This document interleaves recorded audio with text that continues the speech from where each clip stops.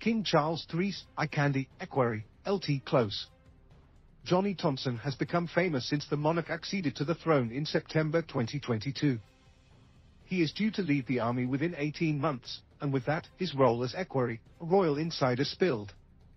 But by Charles taking him on in a super equerry role, people will be seeing a lot more of him.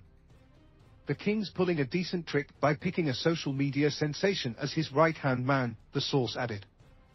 The kilt-wearing equerry first gained notice in the days and weeks following the death of Queen Elizabeth II and the accession of Charles III. He became part of a viral social media moment when he was famously on the receiving end of the new king's frustration due to a small table filled with inkwells and pens at his accession council meeting. The assistant soon began to be seen in the background or next to the monarch during numerous public appearances ever since. Thompson is a veteran army officer and made his way to the then Prince of Wales household after first serving as one of the late Queen's bodyguards. His entry into a life of royal service came after his joining the 5th Battalion, Royal Regiment of Scotland in 2006. The 40-year-old has been responsible for aiding the king whenever he may need assistance, but with the role of super equerry, he will also become instrumental in organizing Charles III's private affairs.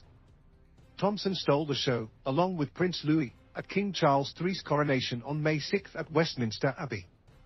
The Aide's looks became the subject of numerous online compliments throughout the ceremony, becoming a running trend whenever he appears on film, either next to the king or immediately behind him.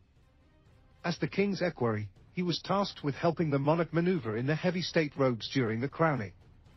He was filmed sharing a joke with President Joe Biden when the American head of state visited Charles III at Windsor Castle in July. Thompson is now expected to occupy the second most trusted position to the monarch behind the king's private secretary, Sir Clive Alderton. Super equerries and equerries are a king's equivalent to ladies-in-waiting to a reigning queen or queen consort.